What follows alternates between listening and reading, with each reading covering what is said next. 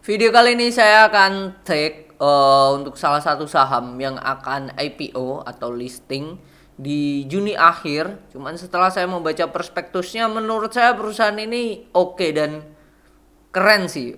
Cuman ini masih janji apakah betul di mana? Nah ini dia dalam artian ini perseroan ya akan menjanjikan membagikan dividen 50%.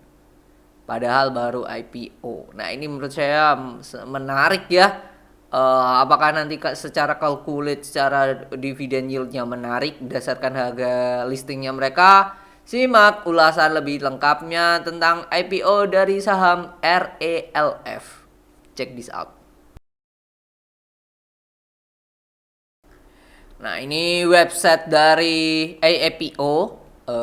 Ada beberapa aslinya ya. Ada Maxi, Kelas, RLLF dan VKTR. Sorry. Dari semua ini saya tekan 26 Mei 2023 ya.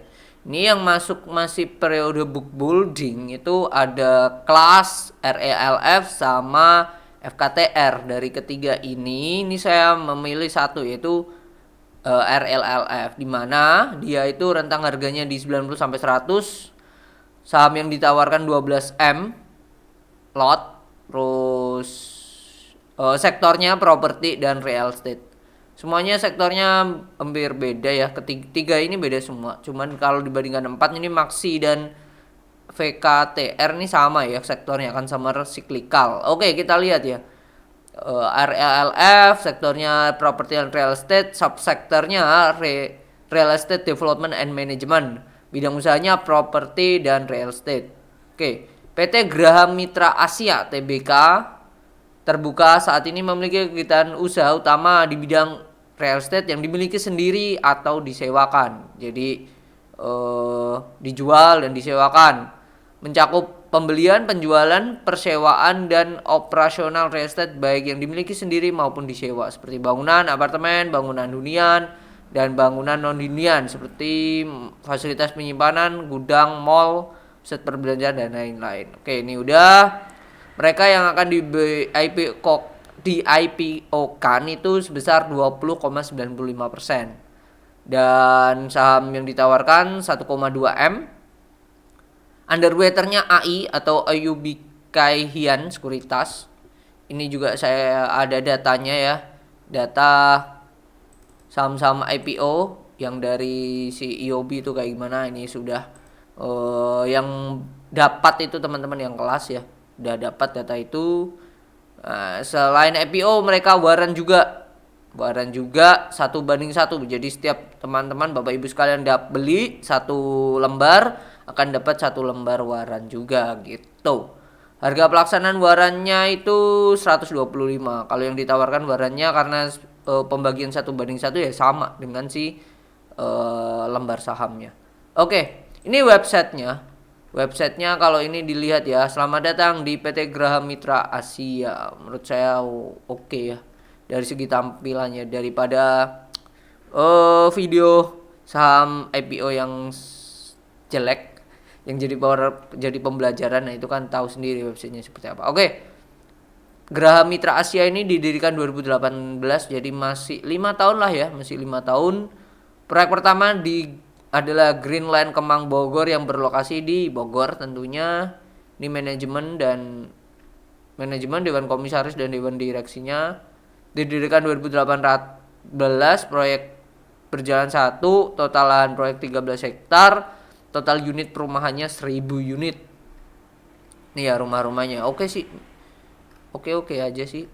Kalau saya dari segi tampilan looks ya bagus. Bagus minimalis. Oke. Berita kegiatan perlu nggak ya? Grand Kemang. Nah, ini ada proyek ya Grand Kemang sama Grandland Forest Hill. Grand Kemang. Kita lihat. Udah gitu doang ya. Explore more coba. Bisa nggak? Nggak bisa ya. Grandland Forest Hill kita lihat ya.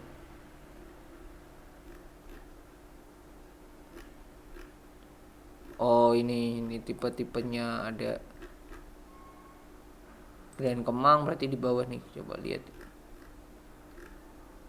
Oh ini ada apa ya, video profilnya ya di bagian sini. Oke, kita langsung ke prospektusnya aja lah.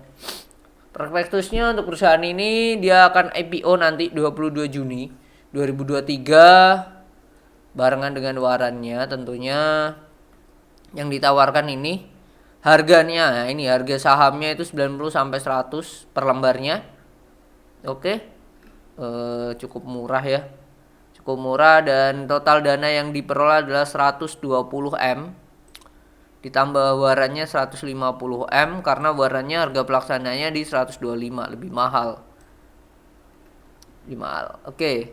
Dari sini harusnya sudah dapat ya logikanya. Waran yang ditawarkan dan di pelaksanaan warannya kalau ditebus itu 125. Sedangkan harganya sendiri, harga induknya maksimal di 100. Dah gitu aja ya saya. Penjamin efeknya itu AI, IOB Kai Hian Sekuritas. Lalu dia full commit ya, berkesanggupan penuh untuk menebus semuanya kalau nggak diserap oleh retail. Oke, ini kegunaan dananya untuk apa? Seperti biasa ya. Pertama poin yang saya akan selalu cermatin adalah kegunaannya. Kegunaannya mereka IPO buat apa? Bayar hutang kah? Ekspansi kah? Atau apa gitu. Nah ini penggunaan dana yang diperoleh di halaman 23 sorry. Seluruh dana diperoleh dikurang biaya-biaya digunakan untuk 22,92% atau sebesar 27 M. Oke, 27,5 M itu digunakan untuk beli tanah. Beli tanah sebesar 2,7 hektar, sertifikat guna bangunan, akta penggunaannya, jual beli, bla bla bla. Lokasinya di Jalan M Kafi, Jakarta Selatan. Oke.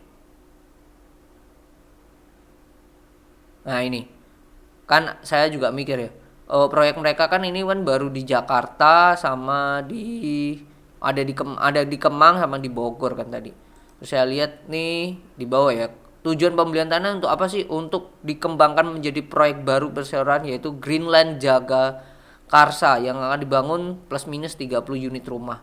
Jadi akan muncul lagi nih proyek di sini kan, baru proyek Kemang sama proyek Greenland Forest Hill ya. Kemang ya sudah tahu di Jakarta. Kalau ini Forest Hill ini kan di Bogor. Nah, Kemang ini kan ya di Kemang lah. Dari namanya sudah jelas ya. Nah, oke. Jadi sudah tahu gitu.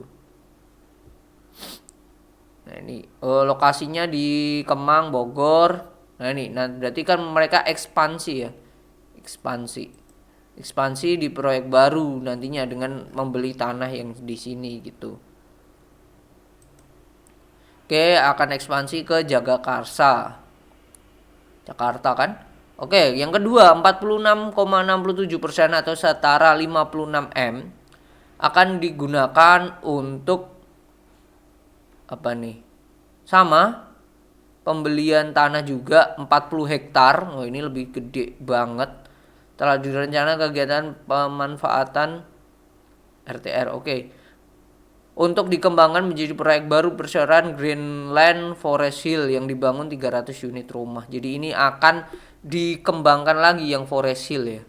Forest Hill akan dikembangkan lagi, akan bisa dikatakan akan memperbesar ya tanahnya mereka ya di Forest Hill ini tadi. Di Semplak Barat, Kemang, Bogor. Gitu. Nah, dari pembelian dua ini sifatnya itu dengan penjual itu terafiliasi ya. Terafiliasi yaitu siapa? Kalau yang sini yang pertama itu adalah di Jakarta antara Ahmad selaku penjual tanah dan perseroan. Ahmad Maklus Sadat. Ahmad Maklus Sadat tuh siapa sih? Apakah komisaris siapa? Ini kan kita cek juga nih. Nah, ini adalah komisarisnya yaitu Ahmad Maklus Sadat gitu. Satu itu, ini komisaris. Yang kedua itu dijual di Depok yang dibuat oleh antara PT Real Life Realty Indonesia selaku penjual tanah. Ini kayaknya anak perusahaannya ya. PT Real Life Realty Indonesia. Nah, ini kita cek lagi di susunan pemegang saham di sini. Realty ini sebagai apa sih? Nah, Real Life Realty ini punya persentase yaitu 7% sih. 7% dari kepemilikan ya. Real Life Property Indonesia kan tadi. Ini halaman 23 kita cek. Nah, ini punya 7%, terus tadi Sadat ini, Maklus Sadat ini adalah komisarisnya gitu. Masih terafiliasi, makanya mereka menjual itu harga yang ditawar, harga beli tanah sama yang dibayarkan tuh nggak jauh beda, tipis-tipis. Kan harusnya bisa dinego diturunkan ya, gitu aja sih. Jadi bisa dikatakan dengan adanya aksi IPO ini ya Pak Ahmad Maklus Sadat sebagai komisaris juga dapat durian runtuhnya ya. Itu mereka dapat 27 beliau dapat 27 M sendiri ya. Jadi dari jual tanah ini. Gitu. Beliau punya tanah lah ya yang akan dijual gitu. Dan nanti kalau untung ya juga mereka akan dapat keuntungan juga sih. Jadi itu salah satu hal yang bisa dikatakan cerdiknya mereka ya. Cerdik dalam tanda kutip ya kalau menurut saya ya. Oke, terus di sini ya, di sini itu di perihal dividen ya. Nah ini perihal dividen.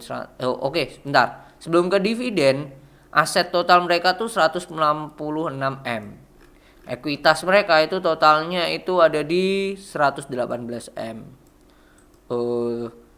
Di bursa itu kan ada papan utama, papan akselerasi dan papan pengembangan. Nah, kalau saya cek di Stockbit itu penjelasannya ya. Papan utama itu berdiri lebih dari 3 tahun. Jadi ini 2018 ini masuk itu satu, masuk kriteria. Yang kedua juga nilai ekuitas di bawah 500 ya. Ini kan di bawah 500 nih tadi.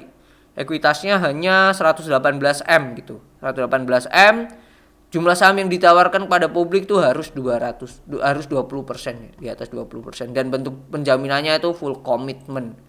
Dan itu terjadi tadi AI itu melakukan full commitment sih. Full commitment. Gitu. Jadi ini bisa dikatakan ya ini masuknya papan utama.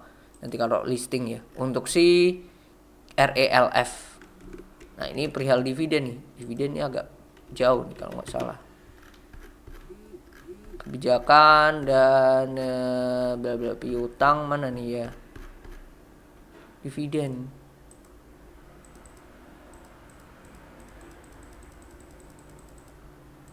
Dividen ini agak jauh ya. Nah ini kebijakan dividen. Nah ini kebijakan dividen halaman 171 menjelaskan bahwa mulai tahun buku yang berakhir pada 31 Desember 2022 dan seterusnya. Berarti ini kan udah kelar nih. 2022 ini kan juga udah Mei kan. Ini nanti listing juga Juni gitu. Perusahaan akan membagikan dividen tunai secara kas sebanyak-banyaknya 50%, paling banyak 50%. Jadi bisa disimpulkan bahwa nanti di RUPST saat mereka setelah listing mereka langsung bagi dividen 50%. Sesimpel itu gitu. Nah, sedangkan ini laba dari perusahaan itu sebesar, nah ini oke, ini pendapatannya ya. Pendapatannya itu sebesar 18 M. Pendapatannya juta ya, 18 M. Cuman ini yang jadi labanya itu hanya sebatas 4 M. Nah, ini saya udah hitungkan berapa proyeksinya, ini baru pendapatannya. Nah, ini kita cek ya netnya. Netnya itu tadi berapa?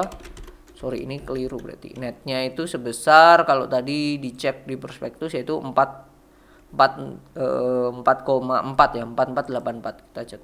4484 223 456.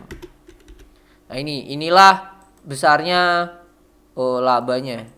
Labanya yang diperoleh oleh perusahaan, dan ini nanti yang akan dibagikan dari laba ini adalah dividennya 50%. Jadi ini C18 kali ini. Jadi ini yang akan dibagikan dividen itu 2,2, dan kalau kita presentasikan per lembarnya itu akan dapat 0,2 gitu. Sedangkan dividen yieldnya, nah ini dividen yieldnya kan berarti kita bagikan dengan harga IPO-nya.